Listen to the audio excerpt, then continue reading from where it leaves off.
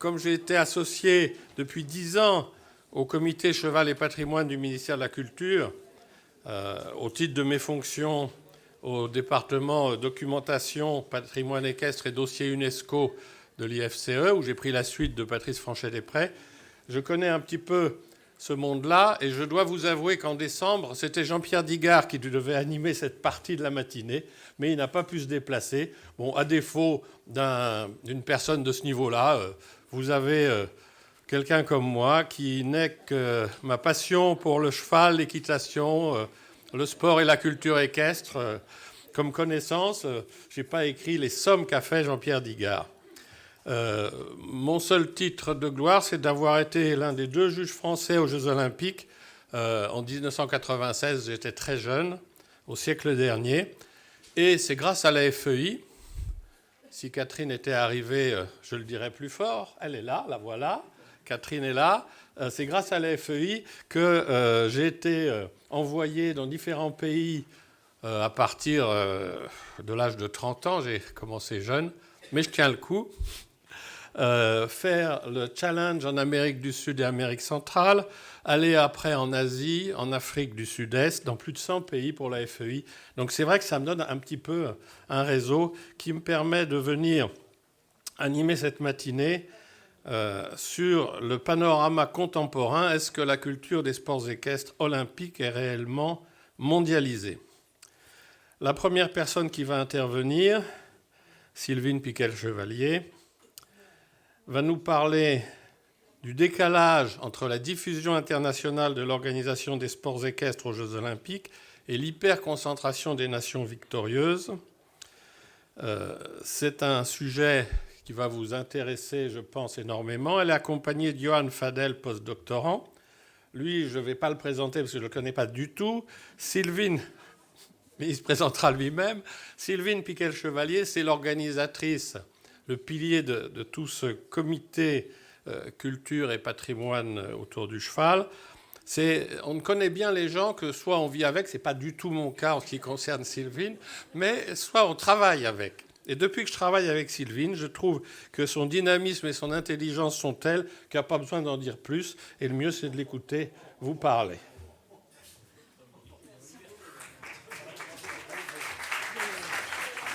Merci beaucoup. Alors, Johan, effectivement, est post-doctorant et c'est un spécialiste des cartes. Et il va présenter, lui, les cartes qu'il a fait. Vous allez voir, très détaillées, discipline par discipline. Donc, il y a beaucoup de slides. Moi, mon esprit de synthèse n'est pas ma qualité première. Mais il y a des slides où on ira très vite. Alors, voilà. Donc, évidemment, des choses qu'on a déjà dit. L'équitation apparaît dès 1900 au JO, mais elle s'impose sous sa forme contemporaine en 1912. Obstacle, dressage complet. Juste pour rappel, ça n'est qu'en 1936 qu'on passe à 6 épreuves, puisque au départ, le dressage n'était que individuel. Alors, jusqu'à 1948, exclusivement militaire et masculin, on l'a déjà dit. Et puis, ouverture progressive aux femmes, 52 dressage, 56 obstacles et 62 concours complets. Alors, c'est mon côté prof. On a fait un plan. Alors, je vous donne juste les grands titres. Diffusion des nations participantes, de la concentration persistance des nations vainqueurs, analyse et hypothèses et conclusions. Alors, d'abord, la diffusion des sports équestres dans le monde. Alors, c'est un fait, entre 1912 et 2020, le nombre de nationalités participantes a été multiplié par 5. Donc, 10 en 1912, 50 nations en 2020. Donc, 76 nations ont participé au moins une fois entre 1912 et 2020. Et on a essayé de mettre des photos un peu avec des Marocains, Japonais, voilà, de montrer un petit peu la diversité. Non, c'est une Chinoise, pardon. Alors, un phénomène de déconcentration. Donc, on revient à l'édition de 1912, dont on a quand même pas mal parlé. Donc, on a au départ, donc à Stockholm, représenté uniquement l'Europe, les États-Unis, la Russie, et déjà quand même un pays d'Amérique du Sud avec le Chili. Et on vous a mis quelques photos, en fait, d'époque. Donc voilà, donc Suède, France, Allemagne, Grande-Bretagne, Danemark, Norvège, Belgique, États-Unis, Russie, Chili. Donc c'est important de les garder en tête parce qu'on va voir qu'on les retrouve beaucoup, ces nations fondatrices. Alors là, je ne vais pas vous les lire tous, mais donc voilà, à Tokyo, donc en 2020-2021, on a 50 nations, en marquant en plus, on vous a mis en face le nombre de participants. Alors donc, mon petit clin d'œil à ce qu'on a vu ce matin avec les Jeux Olympiques initiaux, mais peut-on parler en fait d'une diffusion mondiale des sports équestres olympiques ? Et c'est là qu'on a notre notre cavalier japonais. Donc on a mis France, Allemagne, donc les classiques, et puis Maroc et Japon. Alors, notre méthodologie, donc c'est une approche qui est strictement quantitative. Hein. Donc, on a travaillé avec les données de la FEI, alors aussi avec des données qu'on a récupérées sur les sites Wikipédia où il y a des éditions françaises et anglaises de chaque édition, avec les marges d'erreur. Hein. Donc, ça fait partie, pour la publication, du travail qu'on doit faire avec la FEI, de vraiment vérifier toutes les données. Étude du nombre de nationalités participantes par édition, nombre de cavaliers engagés par nation pour dégager des tendances et périodicité. Étude des victoires, ça c'est ce que va présenter notamment Johan, par nation. Alors, dans toute discipline et médailles confondues, ça c'est moi, mais lui, il a fait un travail fin sur étude des victoires par nation, par discipline et par type de médaille de 1912 à 2020. Donc, la présentation des résultats est sous forme graphique et cartographique, et on a une sectorisation des résultats par période historique. Donc, on va avoir des graphiques, vous allez voir, géographe. Alors, on ne voit pas. Alors, il faut. Mais non, mais je ne sais pas ce que c'est que ça. Messieurs. Ah, il faut que quelqu'un se déplace. Ouais, ah, voilà. Voilà. Alors, là, vous n'avez pas besoin de regarder précisément tous les chiffres. Voilà, on les a présentés, comme ça se voit mieux, sous forme de graphiques. Et ces graphiques, je vais vous montrer l'analyse après, on va dégager des périodicités, en fait, hein, des périodicités qui sont ponctuées, en fait, par des périodes de crise. Alors, donc, une dynamique de croissance non homogène, ponctuée par des crises, comme en 1932, qui répercute en fait la crise de 29, et des conflits idéologiques qui vont être répercutés, comme en 1980 à Moscou, ou non, en 1936 ou en 2008, où ça n'a pas été, il y a des crises idéologiques, mais ça n'a pas été répercuté. Alors, qu'est-ce qu'on a pu analyser ? On a pu observer donc 3 étapes prédominantes. 1912-1952, développement occidental avec un minimum de 8 en 1920 jusqu'à un maximum de 25. Concentration des pays organisateurs. Entre 56 et 80, stabilisation fragile et crise. Et enfin, l'essor international de 1984 à 2020. Avec un passage de 30 à 50, avec une tendance à l'augmentation progressive et régulière. Donc, ça c'est pour rappel, bien sûr je ne vais pas vous les redire tous, mais c'est pour que vous ayez en tête toutes ces éditions. Alors, en reprenant dans le détail, donc la première période, donc 1912-1952, une équitation masculine et militaire privilégiant la culture occidentale. Donc, on a un essor entre donc 1920, là où on en a eu moins 8, jusqu'à 25 en 1952. Alors, seuls les pays européens et États-Unis organisent, mais ça reflète les JO en général. Marqué par la crise de 29, c'est ce que je vous disais, en 1932, on a donc seulement 6 nations participantes, et une domination des pays issus des pays européens et des États-Unis. Alors, avec quand même une participation minoritaire des pays hors Europe, Russie et États-Unis, 9 pays en fait en 40 ans, et on vous a mis à chaque fois les intégrations. Donc Chili en 1912, Japon et Argentine en 1928, Mexique 1932, Turquie 1936, Brésil 1948, Corée du Sud, Égypte et Canada 1952. Alors, cette deuxième période, elle est ambivalente, parce qu'en même temps, 56-80, c'est en même temps une période d'ouverture, ouverture aux civils, ouverture aux femmes, mais dans un monde qui se déséquilibre, donc on a le cheval sort en fait du quotidien, et donc ça donne une affirmation fragile entre déclin et stagnation. Donc, autour de 25, avec un minimum, donc à Moscou, bien sûr, mais là c'est dans un cadre d'un boycott, en 1980, et un maximum de 29 en 56 et 60. Alors, une ouverture internationale mesurée, donc 8 pays en 24 ans, Australie, Cambodge, Venezuela, Nouvelle-Zélande, Bolivie, Guatemala, Porto Rico et Inde. Ouverture des pays organisateurs, mais ça reflète les JO une fois de plus d'une façon générale, avec l'Australie, le Japon, le Mexique, le Canada, alors l'URSS. Voilà. Alors, donc le parallèle, on a fait un parallèle avec la situation française, puisque c'est la période aussi d'effondrement du cheptel. On passe de 3 millions, qui était le maximum, voilà, 80% de chevaux de travail, bien sûr, mais quand même en 1930, à le plus bas, un cheptel, 269 000 en 1989. Donc on voit en fait cette situation paradoxale, en même temps ouverture, en fait, d'un point de vue sociologique, confrontée à une période de déséquilisation. Alors les photos, j'ai mis des femmes, bien sûr, puisque donc c'est la période des femmes qui, comme on l'a dit, gagnent tout de suite, et notamment on en a parlé, Lise Hartel, donc Danemark, argent en dressage en 52 et 56, Jane Bullen en fait qui gagne l'or par équipe en 68 en complet, et puis Marion Koch ex Stroller, donc j'ai mis Stroller parce que pour ceux qui savent, eh bien, c'est exceptionnel puisque c'est un poney, 1m45 qui a gagné en fait la médaille d'argent, en fait, donc on parlait de l'importance de la complicité, là je pense que c'est un fait marquant, en 68. Alors, la dernière période, donc une réaffirmation du cheval de sport et de loisirs qui se mondialise. Donc, affirmation des épreuves équestres, on passe de 30 à 50 pays. Affirmation du nombre de participants qui va être stabilisé autour de 200. Donc là, on a aussi un essor des pays organisateurs vers l'Asie et l'Amérique du Sud. Et puis, essor international des participants hors Europe. Donc là, je ne vais pas vous les lire tous, mais on en a 30 en 36 ans. Donc là, on est vraiment sur la période d'essor depuis donc 84. C'est ce qu'on a lu, ça, à la lecture du graphique. Alors, de la concentration néanmoins persistante des nations vainqueurs. Alors là, on a fait le total, en fait, entre 1912 et 1920. On a fait aussi un travail plus fin sur les dernières périodes, parce qu'il y a des évolutions, mais ça, on le présentera seulement à l'écrit, parce qu'on a déjà 37 slides. Donc, bon. Donc, une hyper-concentration des nations victorieuses. Alors, qu'est-ce qu'on observe ? Les 5 premières fondatrices, en fait, sont toujours présentes depuis les premières éditions, c'est-à-dire Allemagne, États-Unis, Suède, France, Royaume-Uni. Donc, on a une suprématie des victoires occidentales, comme on a mis aussi sur les photos. 4 aires géoculturelles qui prédominent, donc l'Europe et surtout l'Europe du Nord, l'Amérique du Nord, l'Océanie et en dernier l'Amérique du Sud. Un petit clin d'œil pour les connaisseurs, j'applaudis Milton. Je sais que Milton n'a jamais gagné les Jeux Olympiques, mais ce sont les idoles de mon enfance, donc je l'ai mis quand même. Voilà. Alors là, on a regardé le nombre de médailles totales par nation. Et là, on a quand même 30 nations qui ont eu des médailles, mais avec un delta extrêmement important, puisque ça va de 1 pour toutes les dernières du classement à 95 pour l'Allemagne. Donc c'est quand même un delta gigantesque. Et donc on a fait un travail plus fin sur les 10 premiers. Alors, voilà la carte en fait globale, en fait, ce que ça donne, qui permet de mieux visualiser cette quand même hyper concentration des médailles. Alors maintenant, je passe la parole à Johan. Bonjour à toutes et à tous. Donc, je vais continuer l'analyse de Sylvine.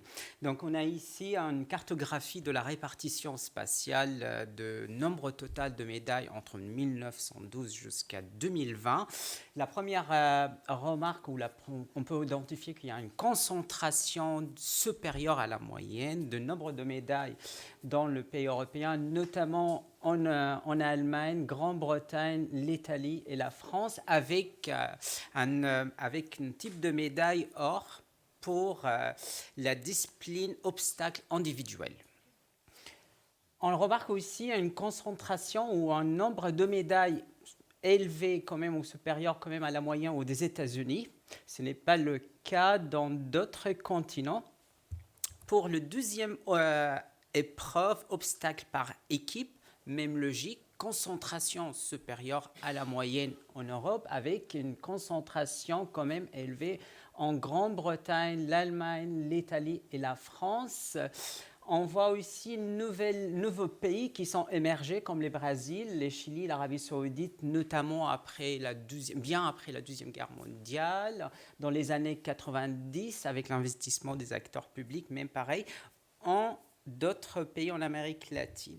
Pour le troisième épreuve, c'est le complet individuel. Pareil, même logique, on voit une concentration de pays gagnants, notamment pour l'Europe, avec un nombre moyen supérieur quand même à la moyenne pour des États-Unis. Et cette fois-ci, on a l'Australie qui est émergée avec une présence qui est un peu proche de certains pays européens. Pour le complet par équipe, les résultats ils sont similaires quand même. Il prend le même logique, même logique de trajectoire. Toujours l'Union européenne, certains pays européens avec des États-Unis toujours, avec un nombre total qui est estimé à 26 médailles par épreuve. Ce n'est pas le cas pour le dressage individuel. On voit vraiment il y a une concentration très élevée en Europe avec une émergence qui est quand même important par rapport aux autres épreuves pour la Russie. Ce n'est pas le cas pour les autres épreuves, avec une baisse pour des États-Unis en termes de médailles pour les dressages individuels. Il faut savoir que pour cette épreuve, on a 26 médailles qui ont été obtenues par l'Allemagne. C'est la valeur maximale parmi les 6 épreuves observées. Dernière carte qui présente le dressage par équipe. Là, on peut voir la différence entre individuel et par équipe. C'est la monte en nombre de médailles des États-Unis et du Canada, avec la même place des États de la Russie et pareil, même concentration de nombre de médailles dans certains pays européens. Je repasse les paroles à mon cher collègue Sylvine. Alors maintenant, analyse et hypothèse, parce que comme on est sur du quantitatif, on n'a pas encore fait de travail qualitatif, et ce sera qualitatif par des entretiens, et ce sera aussi l'objectif de la table ronde de cet après-midi, on soumet des hypothèses. Alors déjà au niveau de l'analyse, donc, est-ce qu'on a une corrélation entre nombre de participants et victoire? Alors l'évolution du nombre de nations inscrites ne signifie pas une égalité, on l'a vu, en nombre de cavaliers engagés par pays. Ces derniers doivent être sélectionnés. Alors pour rappel, j'espère que je ne dis pas de bêtises, parce qu'il y a la FEI parmi nous. Donc, à chaque édition, un quota d'athlètes participants est défini, et la qualification par équipe et individuelle s'obtient soit en reportant les meilleures places aux derniers Jeux équestres mondiaux, soit en obtenant une des 2 meilleures places aux championnats continentaux de l'année précédente. Donc, on a quand même ce facteur important.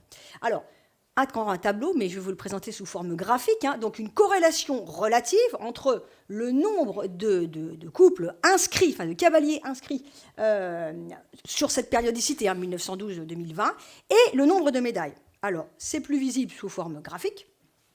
Vous voyez ces corrélations. Et je vais vous montrer aussi sous forme de carte. Alors, là, c'est le nombre de participants par nation à comparer, donc vous voyez un petit peu, avec les victoires. Donc, en fait, il y a une corrélation, mais on va revenir sur le détail. Il y a une corrélation, mais elle n'est pas entière. On voit qu'il y a effectivement quand même des pays qui investissent beaucoup de cavaliers, et puis qui, par contre, en termes de victoire, sont peu présents, voire absents. Alors, qu'est-ce qu'on observe? Donc déjà, des aires coïncidences. Donc, entre pays engageant le plus d'équipes et nombre de médailles. Alors déjà, quand même, on observe que les pays sur donc plus de 100 ans, ayant plus de 200 inscrits, sont les États-Unis, la France, l'Allemagne, la Suède, l'Angleterre, donc, enfin le Royaume-Uni. Donc, on a quand même déjà, on sait que c'est les nations victorieuses. Pays entre 100 et 200, donc il reste beaucoup, Italie, Suisse, Canada, Pays-Bas, Australie, Japon, Belgique, Russie, Espagne, Mexique, Irlande, Brésil.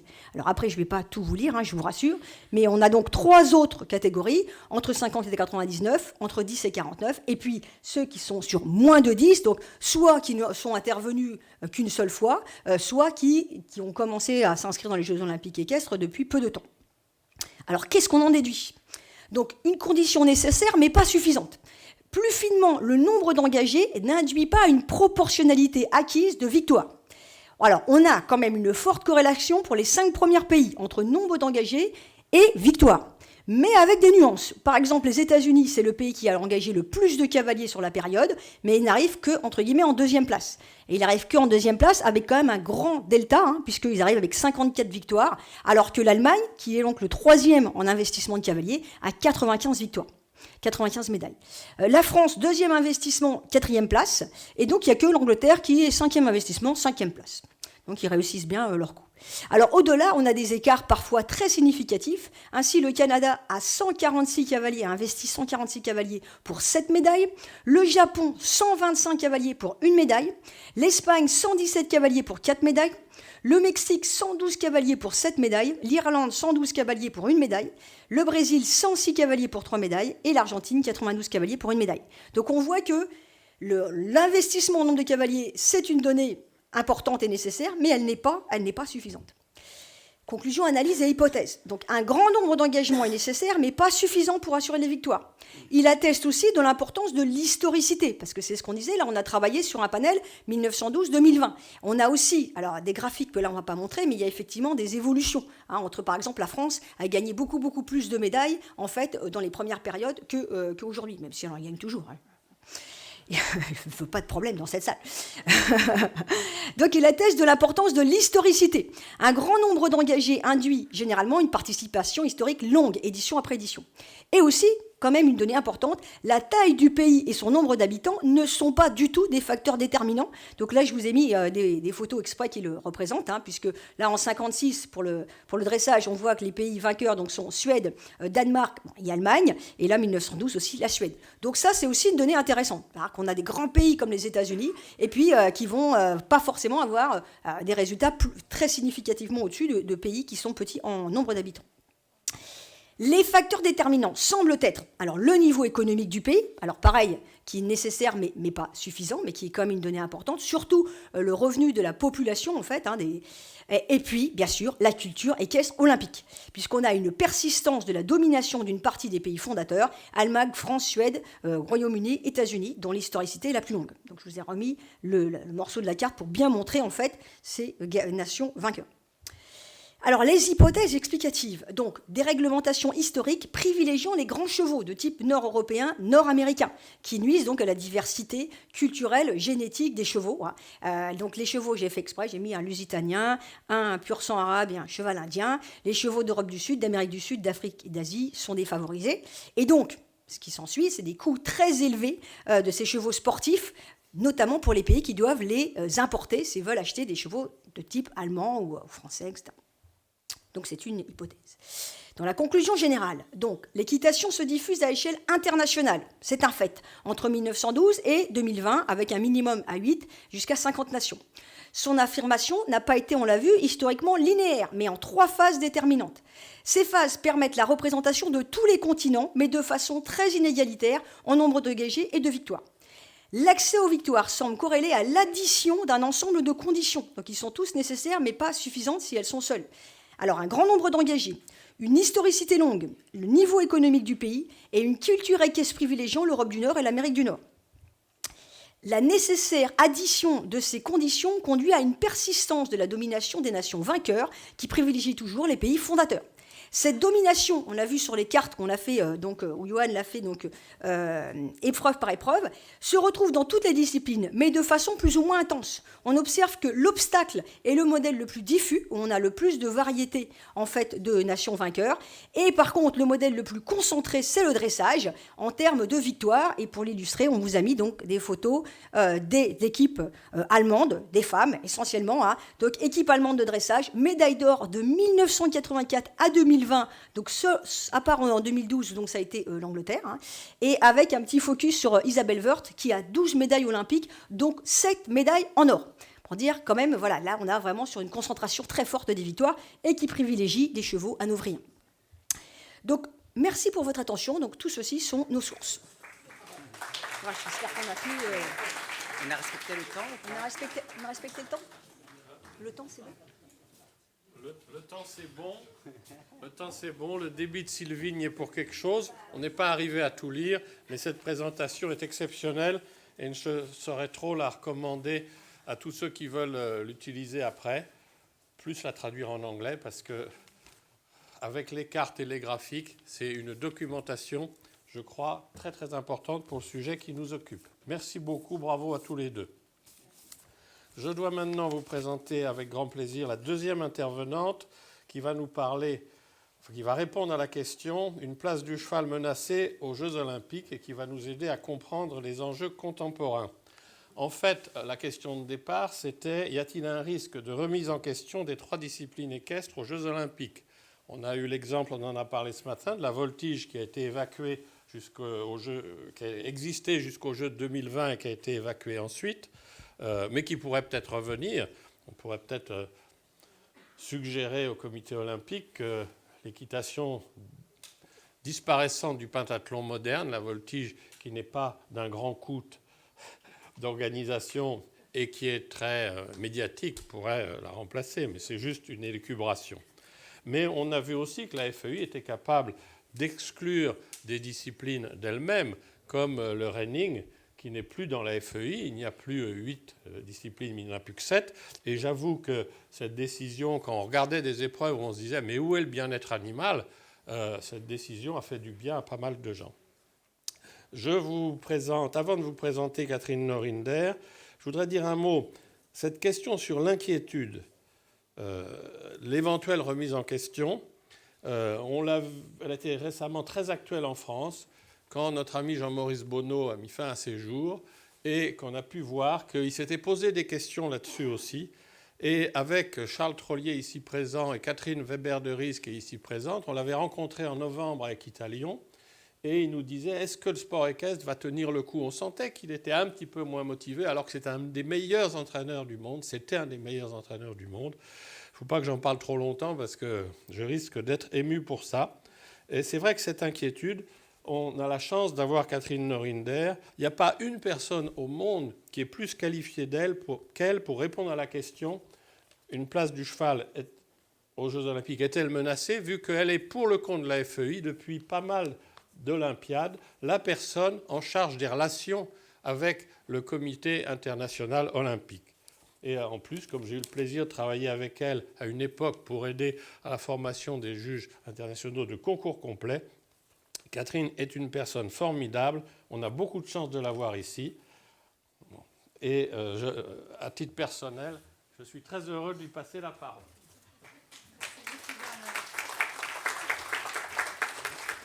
On fait avec les flèches.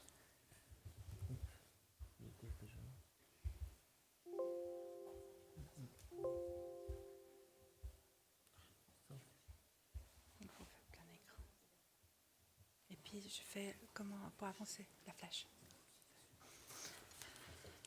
Bon, techniquement, je crois qu'on est bon. Alors oui, bonjour mesdames et messieurs, professionnels et passionnés du sport équestre d'abord. C'est un honneur pour moi d'être là pour discuter de cette place du cheval aux Jeux Olympiques qui me tient particulièrement à cœur. Depuis que je suis impliquée dans la coordination des JO, les premiers, c'était à Séoul en 1988.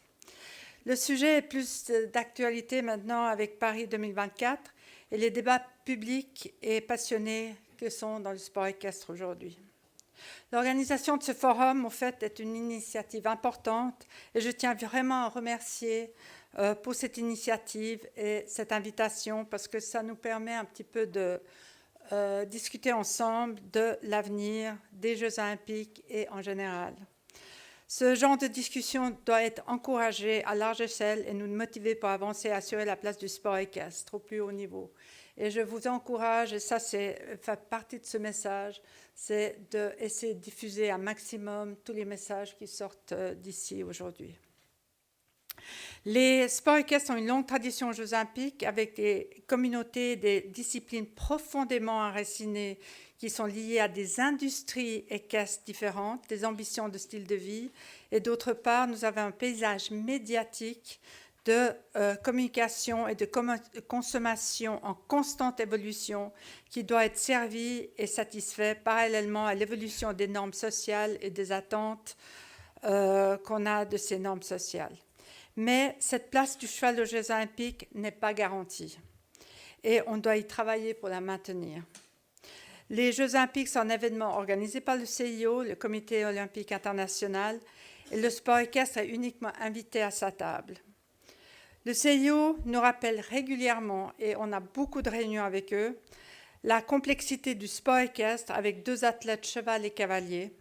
Et on a beaucoup plus d'intervenants, de services, de logistique, d'infrastructures à gérer que dans aucun autre sport.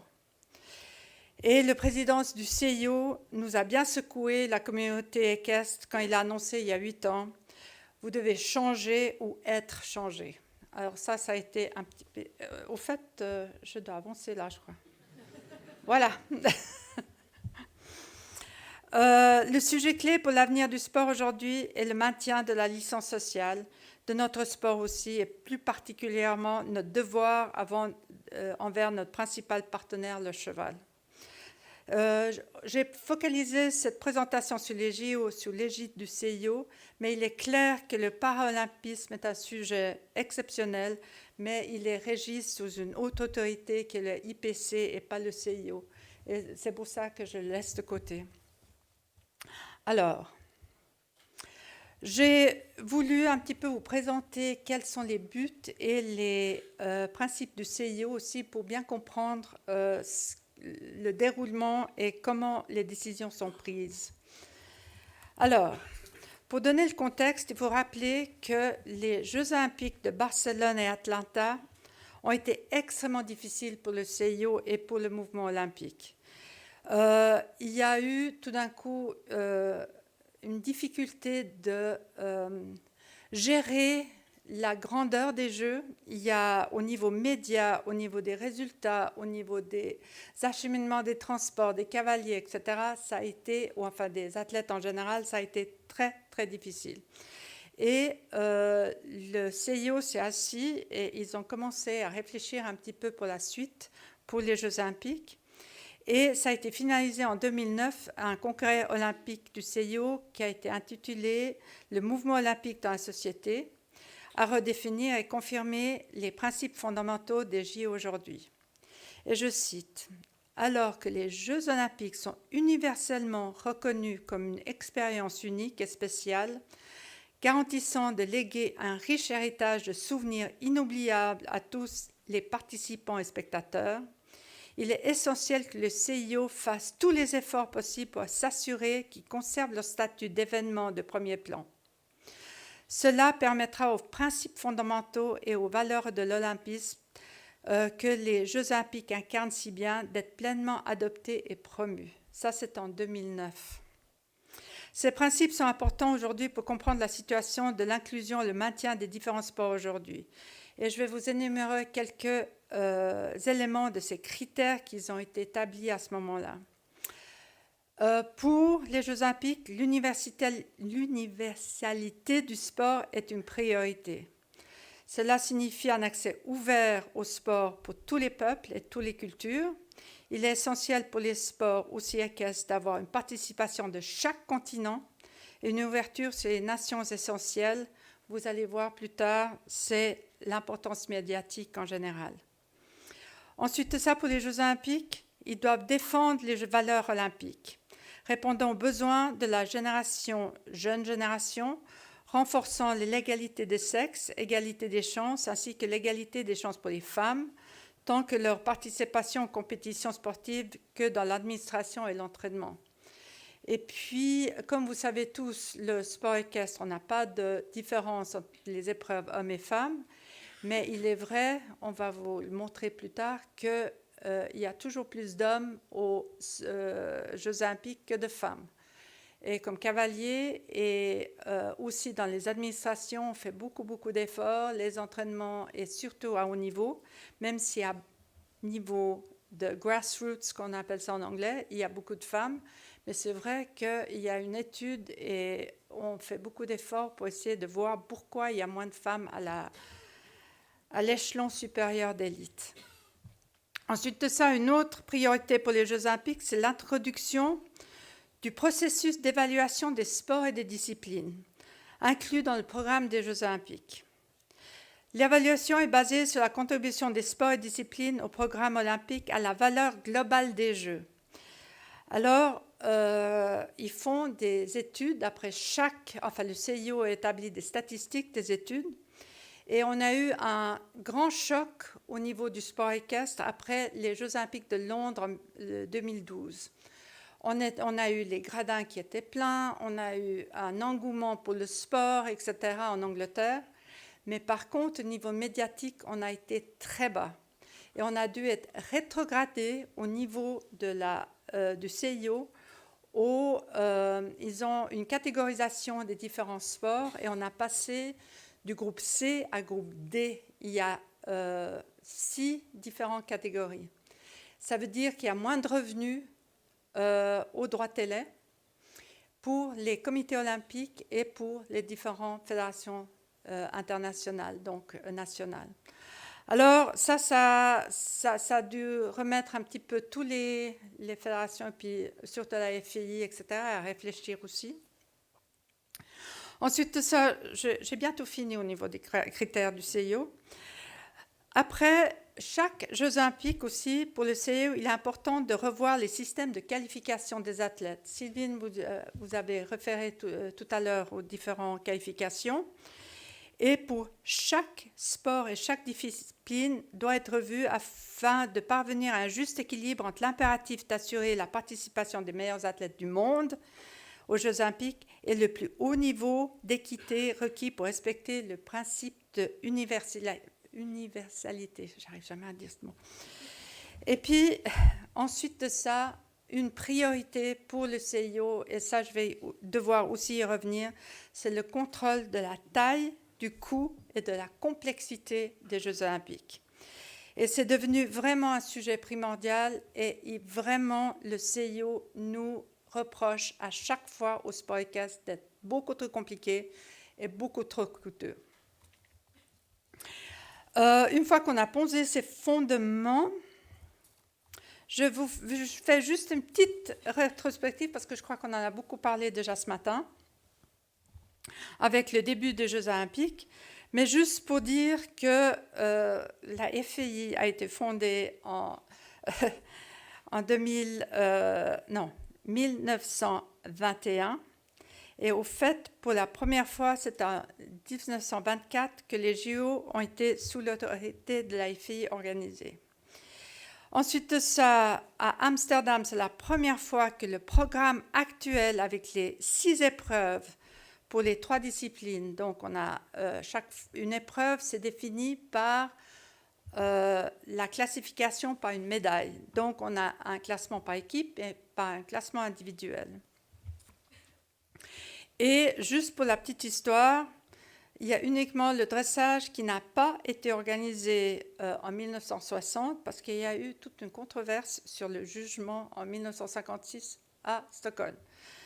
Et puis ils ont essayé de renégocier avec le CIO. Je crois qu'ils ont mis quelques arguments en plus et ça a été réintroduit ensuite de ça après 1960. Et puis, bon, on a déjà parlé des femmes. Et puis, en 1964 uniquement, à Tokyo, toutes les épreuves étaient finalement mixtes avec la première participation féminine en concours complet. Je vais juste aussi vous donner un petit aperçu sur les changements et l'évolution les plus importants pour les Jeux olympiques par rapport au sport équestre. Et puis, à Atlanta, comme je vous ai dit, c'était la première fois qu'on a introduit des quotas et des systèmes de qualification.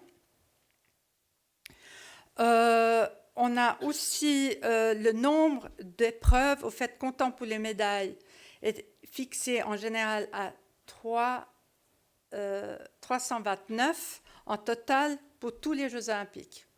Et ça, c'est quelque chose qui est resté depuis. Il n'y a pas plus que... Oui, il y a une fluctuation de 1 ou 2 épreuves, mais c'est pour tous les Jeux.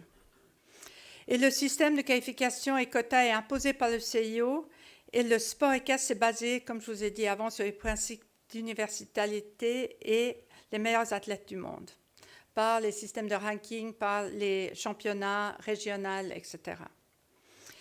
Et il y a eu un autre changement, au fait, pour Atlanta, c'est qu'il y a dans la charte olympique, on n'a pas le droit de donner 2 séries de médailles pour le même effort. Et jusqu'à Atlanta, on avait le concours complet qui se déroulait selon le système traditionnel.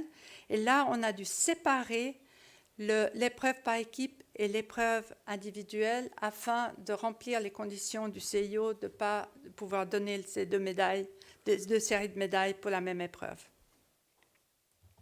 Ensuite de ça, à Athènes, le concours complet se déroule selon le format actuel, sans steeple. Ça a été un grand changement dans le milieu du concours complet, mais je crois que tout le monde s'y est bien adapté.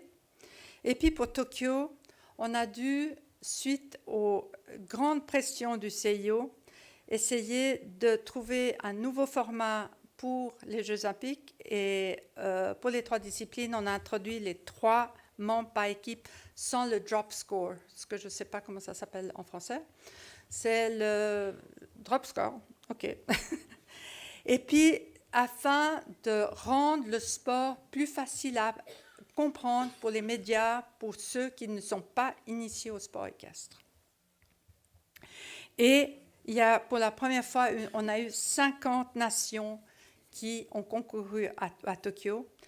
Et je peux vous annoncer que pour Paris, on vient de finaliser les listes de toutes les participations et on aura 47 nations qui vont participer à Paris s'il n'y a personne qui se désiste ou qui est remplacé.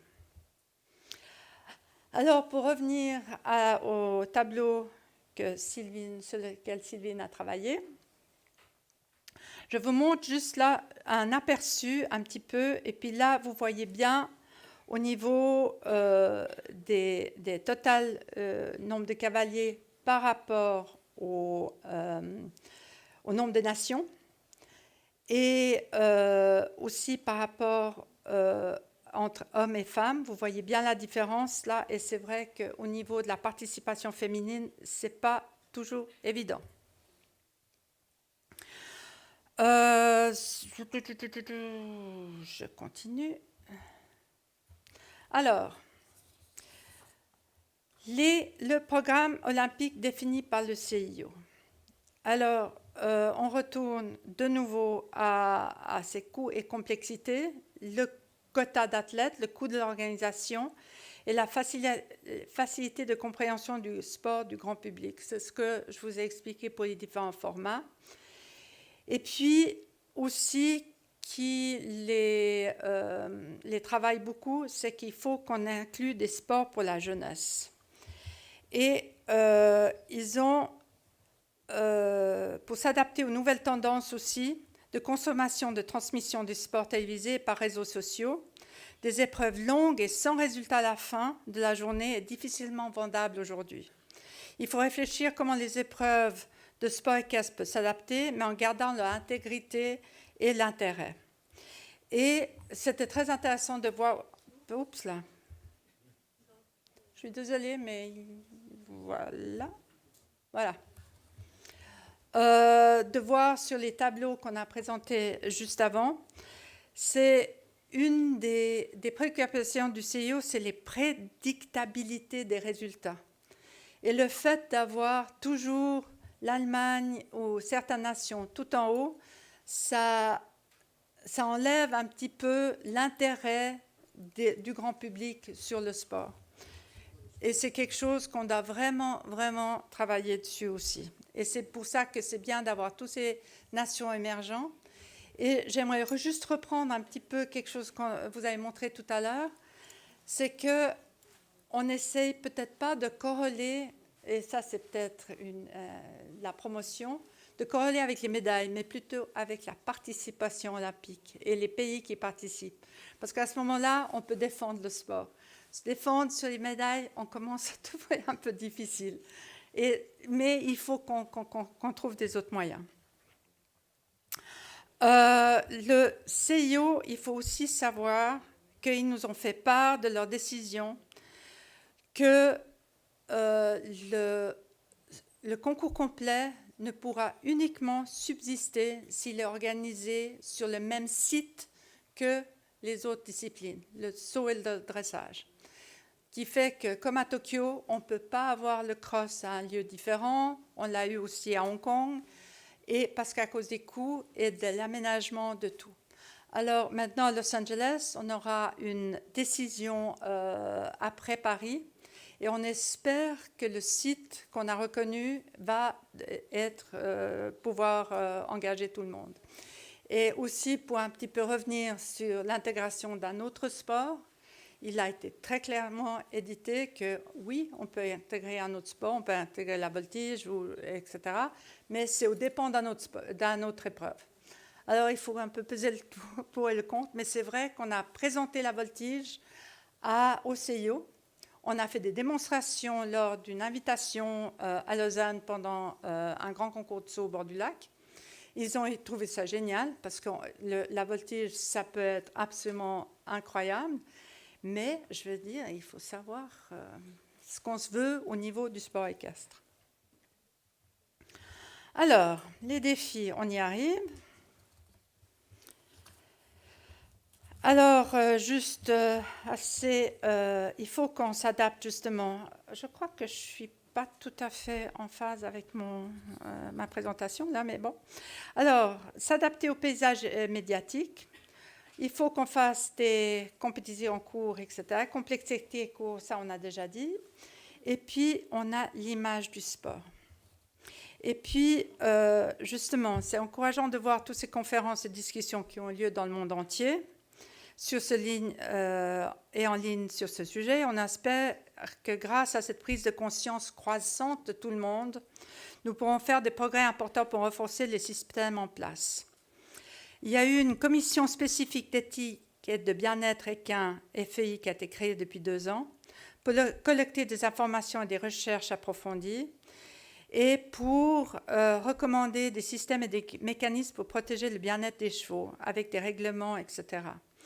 Et cette priorité la protection du bien-être du cheval de la FI est une priorité, elle a toujours été. Et ces dernières semaines, suite à des incidents nationaux et sur le plan international, en Grande-Bretagne, en Suède, des émissions télévisées sur Antenne 2, etc., il faut qu'on continue à travailler très, très ardument pour essayer de voir comment on peut avancer pour améliorer cette image du sport équestre. Ça fait partie de nos grands défis et avec ses coûts et complexités, et il faut vraiment qu'on soit flexible et qu'on n'ait pas peur de se réinventer. Nous pouvons et on doit en faire plus. On perd tout si on perd notre licence sociale. Et je dois citer ici le président de la FEI, Ingmar de Vos. Il est de notre devoir de gagner la confiance du public. Nous devons profiter de chaque occasion pour travailler dur et ensemble afin de garantir que nous faisions de manière significative et efficace. Il est de notre responsabilité collective de veiller à ce que le sport équestre continue de se développer et que la société continue à apprécier l'impact positif et le bénéfice mutuel des sports équestres. Et puis voilà. Et puis je voulais juste, je crois que, voilà, défis pour le futur, oui, ça c'est l'acceptation du grand public, etc. Et puis je vais juste pour Los Angeles, on a cette acceptation, c'est l'image positive du sport, mais le format du concours complet. Je ne sais pas à quelle mesure vous êtes au courant, mais avec beaucoup de pression du CIO et de OBS, qui est au fait le producteur d'images pour le CIO, ils nous ont demandé de changer le format du concours complet pour essayer d'avoir des résultats immédiats après le cross. Pour eux, le cross, c'est l'épreuve phare. Ils adorent le cross. Ils nous l'ont dit à plusieurs reprises. Ça leur permet de retransmettre au fait des images du site et du pays où ils sont. Que ce soit les pains de sucre à Rio, les palmiers, tropiques, etc. En Angleterre, ça a été le parc extraordinaire à l'extérieur de Londres, et puis le Skyline à Tokyo, et puis Versailles à Paris. De nouveau, ça va être un site iconique, qu'ils sont vraiment, ils sont d'attaque et ils sont extrêmement enthousiastes pour venir. Mais il faut accepter qu'il y a des changements qui doivent se faire. C'est pour les Jeux olympiques, on ne les impose pas pour le reste, mais il faut qu'on avance, et il faut qu'on avance sur toutes les disciplines. Je suis désolée, j'étais un peu plus long. Et je voulais juste vous faire partir un tout petit peu de certains chiffres qu'on a développés et qu'on a présentés récemment à un forum en Belgique. Est-ce que le sport équestre a besoin des Jeux olympiques? Ça, c'est la question qu'on pose. Est-ce qu'on peut survivre? Est-ce que le sport équestre peut survivre sans les Jeux olympiques? Il y a, à la FEI, on enregistre 1468 événements, donc c'est des places de concours aujourd'hui dans le monde. On a 227 ou 228 000 chevaux qui ont participé à des concours FEI l'année passée. On a 849 millions de personnes intéressées au sport équestre selon un sondage qu'on a fait récemment. On appelle ça la République des cavaliers. C'est 335 millions d'intéressés au sport équestre. Et il y a 60,5 millions de chevaux dans le monde. Les populations plus larges sont USA et Asie. Et je vous laisse là-dessus. Merci beaucoup. C'était trop long.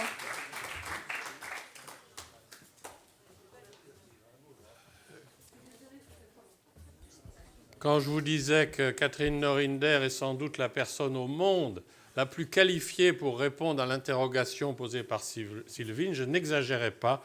C'est exceptionnel, Catherine, ta présentation. Et je note juste que tu as dit au début qu'il fallait pouvoir diffuser au maximum tous les messages échangés aujourd'hui. Et je note aussi les pistes de réflexion que tu as données, corrélées avec la participation aux Jeux Olympiques plus qu'avec les médailles, et ayant jugé aussi les championnats du monde, je pense que même en complet, où on a au niveau national des journées où il y a le dressage et l'obstacle avant le cross, on peut dissocier les procédures de qualification et les épreuves pour que les sports équestres restent aux Jeux Olympiques. Mais ça, on verra après s'il y a des questions. Mon job, c'est de présenter maintenant, avec le léger retard, la dernière intervenante de la matinée. Et on va revenir à une universitaire, Catherine Dapcher. Excuse me, my pronunciation for your name is not perfect. Elle est sociologue. Depuis plus de 15 ans, elle étudie les people and horses, les personnes et les chevaux, au sein de la filière cheval, et son diplôme de doctorat était sur Gender in Equestrian Sport. Le mot gender est un peu sensible en France, mais elle a en tout cas étudié tous les aspects du sport équestre, et elle va nous parler de la place des femmes au JO, mais entre normalisation et résistance. Pour mieux la connaître, je vous précise qu'elle est cavalière assidue depuis toujours, cavalière de loisirs, me dit-elle, même si elle fait de la compétition, que son cheval s'appelle Charlie et qu'elle l'a avec elle depuis 20 ans. Maintenant, il en a 25, donc elle sait de quoi elle parle. Catherine Dapcher, c'est à vous. Il y aura un peu plus de temps avant la pause déjeuner parce qu'il y aura traduction en français. Mais son exposé va, je pense, I think you will be able to respect the timeline. Okay, bonjour tout le monde. That is it for French from me. So thank you for your patience with the translation of Sylvine. Bonjour tout le monde, et ce sera tout ce que je dirai en français. Merci de votre patience. Okay, so I think we have just heard, from what I understand, about some of the challenges that equestrian sport faces in relation to remaining in the Olympic Games. And so I think it's interesting to think about how the non-equestrian world sees equestrian sport, because that's really key to remaining in the Games. Alors, on a parlé en fait des challenges en fait pour les jeux, enfin pour le sport équestre dans les Jeux Olympiques, et Kate pense que c'est particulièrement important de s'intéresser à la façon dont les non-cavaliers en fait voient ce sport. So I think there are two things that to the non-equestrian world that is interesting about equestrian sport. The first one is the horse, and the second one is the fact that men and women compete against each other on equal terms. Alors, je pense qu'en fait, il y a deux choses fondamentales de la part des gens qui ne sont pas dans le monde cavalier quand ils voient les sports équestres. Le premier, c'est le cheval, et la deuxième, c'est que c'est le seul sport en fait mixte où hommes et femmes sont compétiteurs ensemble. Okay, and it's the only Olympic sport that's the case for, and has been for, as we've just heard, over half a century now. C'est le seul sport qui est vraiment mixte depuis la moitié, enfin un demi-siècle. And equestrian sport shows that men and women in some sports can compete against each other, and both men and women do well at the elite level. Alors, l'équitation montre que les hommes et les femmes peuvent concourir ensemble et à même niveau. So when I checked the top 10 rankings, global rankings of each of the equestrian disciplines last week, and this is where they are at.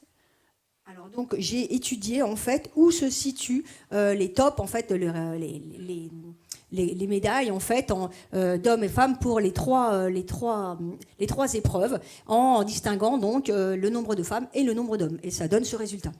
Yeah, and we can see that it's not the same for all three equestrian disciplines. So dressage is very female dominated.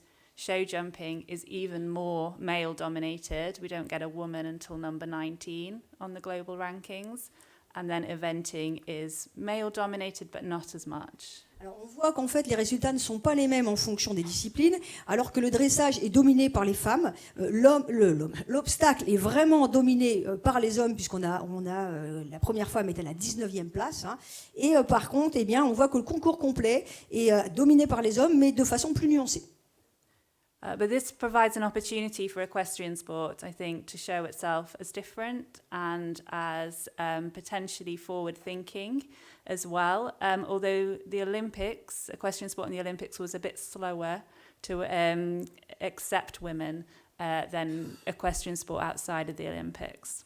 Alors en fait, c'est une opportunité de réflexion intéressante, même si les Jeux Olympiques ont été donc un petit peu plus longs à accepter les femmes que les sports équestres en général. Mais donc voilà, ça offre une opportunité de grande visibilité, de grand rayonnement en fait, les Jeux Olympiques, pour répondre aussi aux enjeux de tout à l'heure. But I would suggest that being in the Olympic Games is essential for the future of equestrian sport, financially and for its long-term sustainability. Et Kate pense que c'est essentiel en fait que les sports équestres restent dans les Jeux Olympiques, à la fois pour des raisons financières et pour des raisons de durabilité. So if we want to think about how equestrian sport could, I think, capitalize on this unusual gender equality that it offers, it's good to look back at kind of the history of men and women in the Olympics. Alors, si on veut s'intéresser donc à la place des femmes aux Jeux Olympiques, il semble essentiel de revenir à son histoire en fait et aux différentes étapes de l'entrée des femmes. I think it's particularly interesting to look since 2000 because, as we heard, that's when the individual event changed, and so it was awarded separately from the team event. Alors, c'est particulier à partir des années 2000 puisque on a eu can you say it again? Yeah, so the individual medal was there was necessary to have another competition for it. Alors, il y a eu un changement en fait au niveau des compétitions For the team. individuelles, voilà, Yeah, des années 2000. yeah. And when we look at each of the three disciplines since 2000, we can see this these differences that we see in the world rankings as well. So in dressage, women have won every single individual medal since 2000. Alors, les résultats des femmes sont différents en fonction des disciplines. Et en dressage, les femmes ont gagné toutes les médailles depuis 2000. And in show jumping, men have won every single individual medal since 2000. Since 2000, yeah. En fait, et au niveau de l'obstacle, en fait, les hommes ont gagné toutes les médailles depuis 2000. Mais donc, on rappelle quand même qu'il y a eu une médaille d'or, une femme en 1968. Quand même. Yeah, no woman has ever won gold individually in show jumping either. I think we should know. Pas de femmes en fait dans les médailles en fait individuelles ou par équipe. Mm-hmm. And eventing is a little bit more mixed. So men have won 11 individual medals, 5 of which are gold, and women have won 7 individuals, but only 1 gold. Alors, on observe que pour le concours complet, c'est un petit peu plus nuancé, c'est plus mixte, puisqu'on a donc 11 médailles individuelles ont été gagnées par des hommes, 5 en or, et 7 par des femmes, dont 1 en or. So I'm going to give you a British perspective, just to mix things up. Alors, on va regarder, là, et plus particulièrement aussi sur le cas anglais. So in the UK, Olympic sports are funded through a public organisation called UK Sport. So being on the Olympic programme is hugely important for investment in those sports. Donc, en fait, l'organisation des sports équestres en fait, olympiques sont portés au niveau public et donc c'est extrêmement important en fait quand on est dans une équipe. En fait, l'investissement est énorme. The 2012 London Olympics acted as a catalyst for more investment in sport and equestrian sport as well. Alors les Jeux Olympiques de 2012 à Londres donc, ont agi en tant que catalyseur pour l'organisation des sports en Angleterre et notamment des sports équestres. So it's important to be on the Olympic programme, but it's also important to win medals. So medals bring more money and more investment from the UK government. Donc en fait, Kate rappelle que c'est important de faire partie des Jeux Olympiques, mais c'est encore plus important de ramener des médailles en fait pour l'investissement après en fait dans la filière. And since 2012, I think Britain have been much more successful than they were earlier. Et en fait, depuis 2012, donc depuis les Jeux Olympiques de Londres, eh bien, les équipes anglaises ont été beaucoup plus successful, d'ailleurs, ont rapporté beaucoup plus de victoires qu'avant. So you can see across all three disciplines, they've medalled quite well. And I think I would say they hope to medal again this year, but we'll see. Alors, donc, en fait, Kate montre que voilà, il y a un certain nombre de médailles importantes depuis 2012, pour revenir sur le détail, et elle espère bien sûr qu'il y en aura de nouvelles en 2024. And women have played an important role in these medals and this investment in all of the sports except show jumping. But the British show jumping team at the last two Olympics was managed by a woman. Alors en fait, les femmes ont joué un rôle important dans les disciplines, mais moins donc en fait en ce qui concerne l'obstacle, mais elles sont présentes dans les dernières équipes. The most famous, I think, British equestrian woman is here on the slide. So Charlotte Dujardin, dressage rider. Alors la plus connue, c'est très facile pour nous parce qu'elle a un nom français. C'est Charlotte Dujardin, donc on la connaît tous. Voilà, c'est la championne anglaise la plus connue. Yeah, with her kind of her French name. Yes. Yeah. Okay, and she is so important for British equestrian sport. Both within the equestrian world but beyond, and it is her I'm going to concentrate on for a few minutes. Alors en fait, elle est connue dans le monde du cheval, mais au-delà, dans le monde, à l'extérieur du monde du cheval, en Angleterre notamment, et c'est la raison pour laquelle Kate va se concentrer sur son cas. Yeah. So in the UK, I'm not sure what it's like in France. In the UK, equestrian sport does not get mainstream media coverage except for the Olympic Games. Alors, elle dit, je ne sais pas si c'est la même chose en France, mais en Angleterre, en fait, les sports équestres ne sont pas tellement couverts d'un point de vue médiatique, sauf quand c'est le cas des Jeux Olympiques. So the Olympics are so important for that publicity for the sport, and having somebody who's very successful, but who's also quite a good media personality is really important for getting that attention. Donc c'est pour ça que les Jeux Olympiques sont quand même très importants pour toucher notamment le public de non-cavaliers, parce que c'est le moment où il y a un rayonnement le plus fort, où on va parler à la fois des performances, mais aussi en fait des cavaliers eux-mêmes en fait. Mm-hmm. So I've done a couple of studies looking at how the British media, the mainstream media, reports Charlotte's Olympic victories. Alors l'objet de cette étude-là qui va suivre, c'est qu'en fait, Kate a analysé comment en fait les grands médias donc généralistes parlent en fait de Charlotte Dujardin à la suite de ses victoires. I'll just present to you some of the headlines that show some of the gendered ways in which she is presented. Donc elle va montrer juste en reprenant en fait les headlines, donc les titres en fait, voilà, les titres, comment en fait comment à la fois les valoriser et à la fois comment il y a quand même un gender bias, on appelle ça le biais du genre, voilà. So there's two main themes, and the first one is one of celebration. Alors il y a deux items principaux, deux thématiques principales. Donc la première c'est célébration.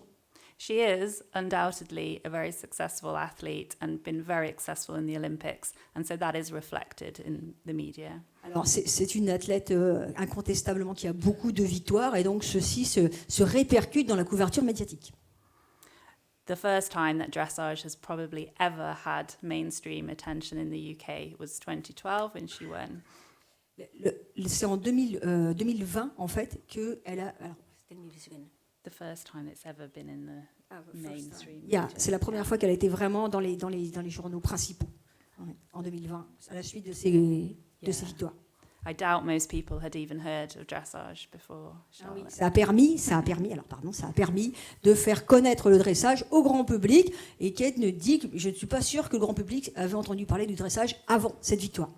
So I think these headlines are not gendered. They're talking about her sporting success. Alors, ces titres sur la célébration en fait de sa victoire, selon Kate, ne sont pas genrés. But a higher number of media kind of reports and headlines show a level of ambivalence which is common in how other female athletes are presented as well. Mais on va voir à la suite en fait que la façon dont il parle en fait we don't read. We don't read what they say. I wasn't going to read them all. Vous avez besoin Should qu'on read vous them. non, vous les lisez tout seul. These ones aren't that Voilà. interesting. They're just well done, Charlotte. Et donc, ok, that's okay. Mais par contre, on va voir dans cette slide-là l'ambivalence, c'est-à-dire que on célèbre la victoire de l'athlète, et puis il y a quand même tout un discours dans ces médias qui sont généralistes, qui le ramène aussi à sa condition de femme, en fait. So I might read some of these. Yeah. On va en lire quelques-uns. So these, I think, show some of these gendered frames of reference that we see for female athletes. So in 2016 at Rio, Charlotte won gold for the second time, but her then boyfriend also held up a huge sign saying, "Can we get married now?" Alors en fait, en 2016, alors qu'elle a été donc médaille d'or, et en même temps, en fait, son petit ami est venu avec un panneau marqué « Est-ce que tu veux m'épouser ?» Et donc ça a beaucoup été relayé dans les médias. And in the media reports, that got more attention than her amazing second gold. Et alors, en fait, ce qui est étonnant, c'est que le fait que son petit ami vienne avec son panneau « Veux-tu m'épouser ?» a été plus relayé dans la presse que le fait qu'elle ait quand même une deuxième médaille d'or. Because as you can see from some of these headlines, what have we got? We've got Charlotte Dujardin takes gold and a marriage proposal. Voilà. Charlotte Dujardin a eu à la fois une médaille d'or et une proposition de mariage. And then gold medal winner Charlotte Dujardin had another Olympic surprise with boyfriend's amazing proposal. Alors Charlotte Dujardin a eu une deuxième surprise olympique avec une proposition de son petit ami. I don't know if she thought it was amazing. She did not say yes. She did not say yes. No. Elle n'a pas dit oui. Donc il s'est pris le râteau olympique. Donc. But it's a common way in which female athletes are often presented is an association to some kind of romantic partner, and it detracts a little bit from her amazing athletic performance. Donc, en fait, c'est ce côté ambivalent que en fait, sa victoire en tant qu'athlète est minimisée par rapport au côté romantique auquel est attachée la femme, en fait.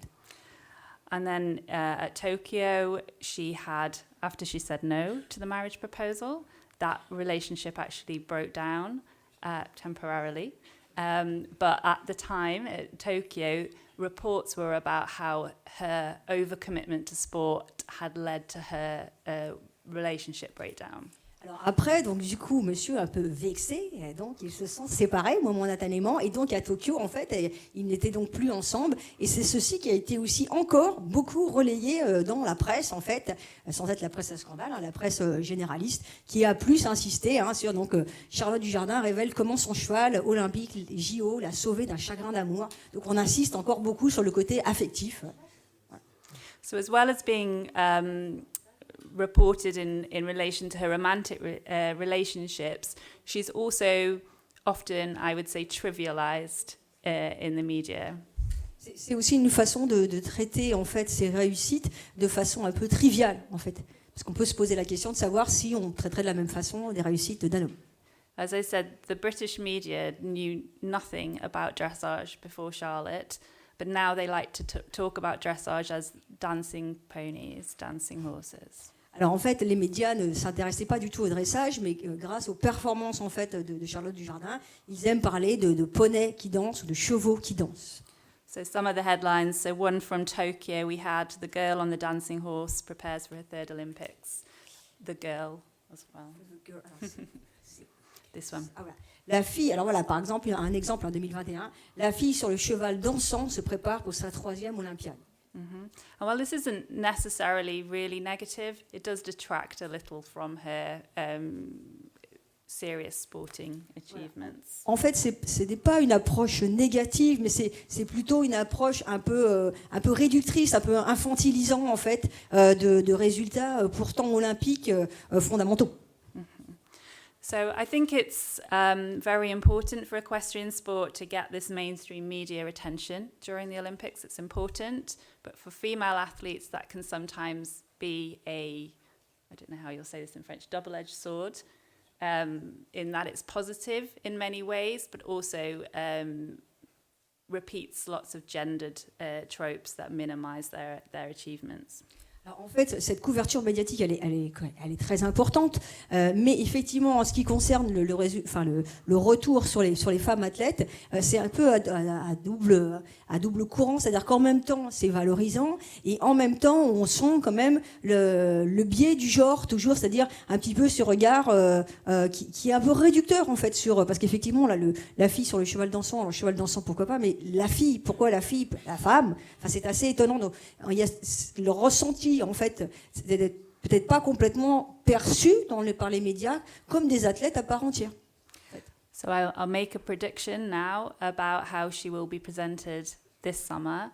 It will be in relation to her baby that she had last year. So I imagine a lot of the stories in the UK media, even if she wins a medal, will be she managed to do this and have a baby. And donc, en fait, comme elle vient d'avoir un bébé, Kate pense que la couverture médiatique anglaise va être largement autant en fait sur le bébé qui vient de naître que sur la prochaine médaille. Kate est très optimiste pour sa championne et donc qu'elle va en parler.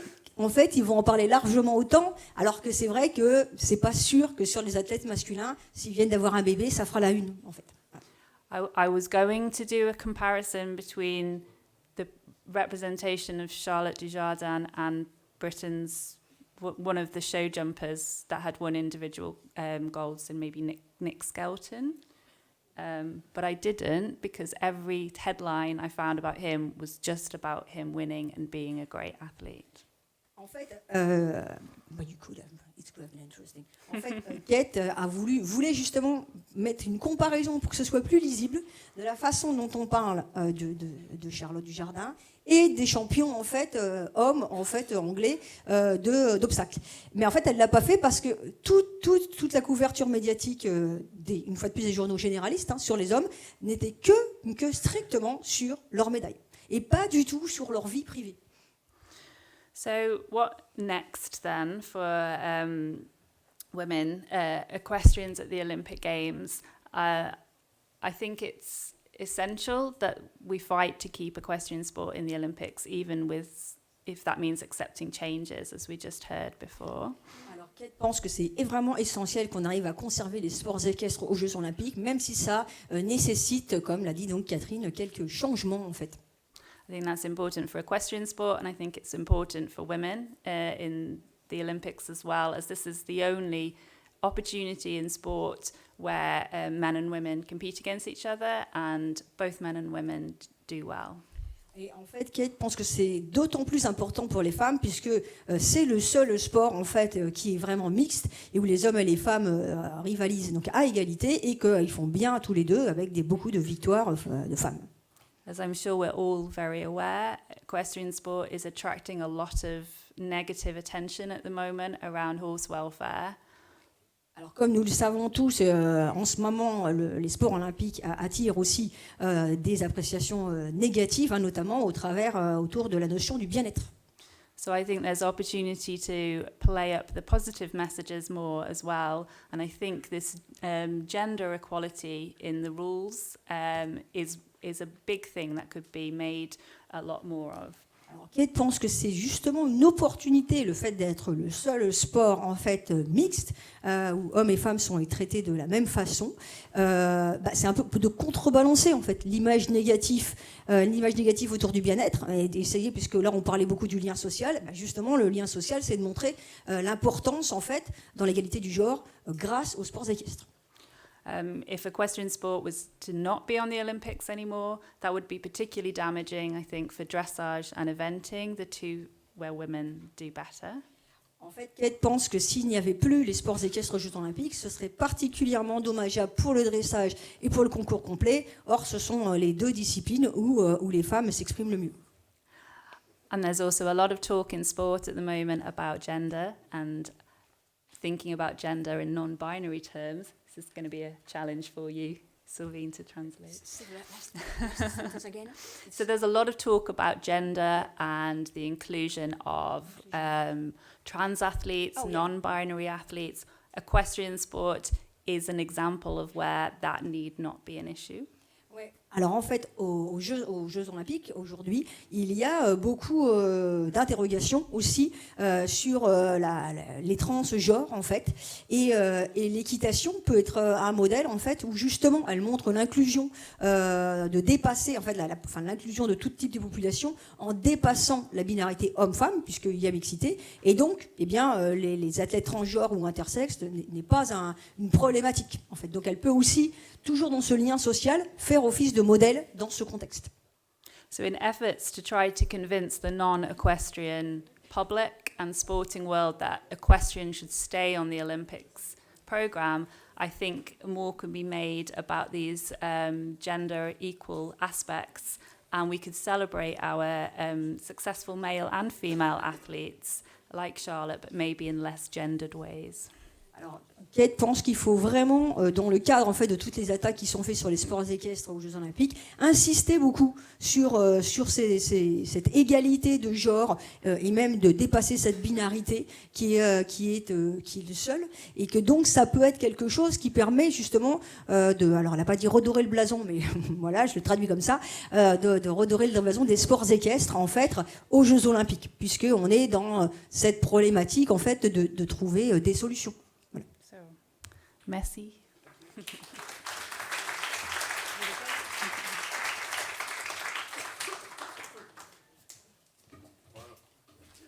Thank you very much, Cathy Dasfer.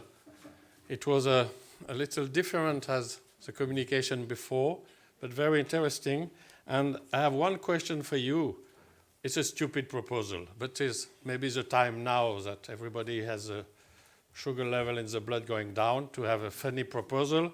If for jumping and for the warm-up in jumping, the rule would say that everybody must ride in normal snaffle, do you think the woman could have more medals? Je traduis en français. C'est une proposition stupide, mais il faut détendre l'atmosphère. Si en saut d'obstacle, seul le filet simple était autorisé sur le parcours et à la détente, est-ce que vous croyez qu'il y aurait plus de médailles pour les femmes en jumping?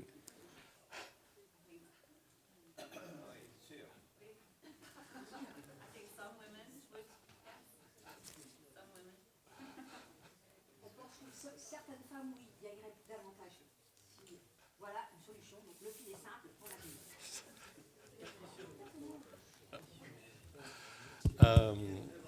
Sylvine, est-ce qu'on a un petit peu de temps pour les questions? J'espère bien.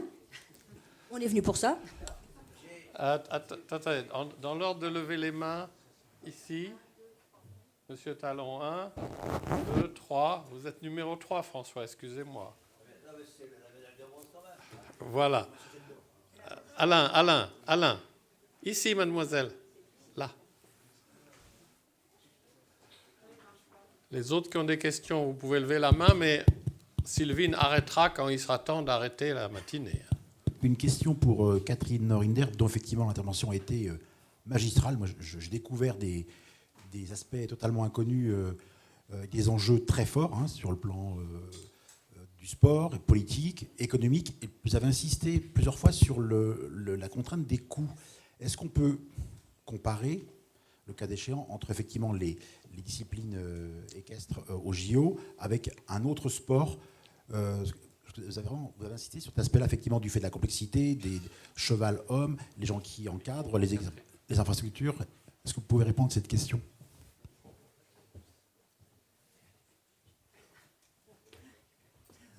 Oui, merci. Merci, c'est une question définitivement intéressante. On a fait des comparaisons. On a commencé au fait à Athènes, où on a construit 2 stades. Non, je crois pas que ça marche pas. Oui, non, ok.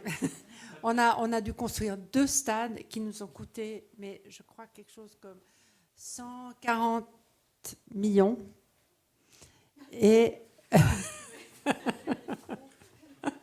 pour les 2 stades, pour le sport équestre, etc. Mais bon, à Athènes, ils ont vraiment eu la folie des grandeurs au niveau de tous les emplacements.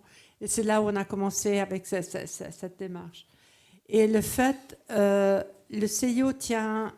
C'est très compliqué de différencier les différents coûts. Parce qu'il y a le gouvernement, il y a des plans généraux qui sont inclus là-dedans avec les routes, etc. et les aménagements. Mais de ce qu'on voit déjà à l'œil nu, je veux dire, c'est très, très choquant suivant la... On appelle ça le standard doré, le golden standard. Pourquoi est-ce qu'on n'arrive pas à organiser nos concours, enfin le sport équestre, aux Jeux Olympiques comme un concours de haut niveau qu'on a au fait tous les jours? Que ce soit la bowl, que ce soit un CSIO ou bien un concours complet, etc. On est toujours en train de rajouter des coûts, il faut que ça soit plus grand, plus beau, plus les obstacles, etc., etc. Et puis on l'a fait à Tokyo aussi. Et je ne peux pas vous donner des chiffres parce qu'on ne les a pas, mais je veux dire, c'est une évidence. Et il faut qu'on fasse Et par rapport aux autres sports, définitivement, on n'a que 200 cavaliers. On n'a que... vous comparez avec l'athlétisme, ils en ont 800. La natation aussi, ils construisent de nouvelles piscines, ils en ont aussi, je crois, 1000 participants en natation, etc. Parce qu'ils ont beaucoup plus de disciplines. Alors c'est toujours compliqué de faire ce genre de choses. Deuxième question, il y aura la troisième Ah, après. Merci. Adressé à la même personne, désolée. Est-ce que les conditions sanitaires sont vraiment aussi aujourd'hui un problème pour le transport des chevaux ? Et est-ce que ça impacte fortement cette décision de freiner au niveau des chevaux, de l'organisation des épreuves équestres, c'est-à-dire la réglementation par rapport au transport, aux vaccinations, à la transmission de maladies parce qu'on a des réglementations qui ont évolué énormément depuis quelques années concernant les animaux et les chevaux. Il est clair qu'il y a une complexité due justement aux chevaux et aux quarantaines, etc. Maintenant, à Paris, à Londres, on a la chance d'être l'Union européenne qui fait qu'on rebaisse un petit peu la complexité. Mais on va de nouveau être aux États-Unis. Japon, c'était pas facile non plus. Ça veut dire que le temps, avec la quarantaine, les chevaux doivent rester beaucoup plus longtemps sur place. Et de nouveau, c'est des coûts, c'est de nouveau les écuries, etc. Effectivement, c'est une des problèmes de coût et de complexité de nouveau. Mais on travaille, on a des commissions très efficaces qui sont en train d'essayer de travailler sur le mouvement des chevaux et de déterminer que c'est des chevaux d'élite et que ce n'est pas comparable avec des chevaux de compagnie normale.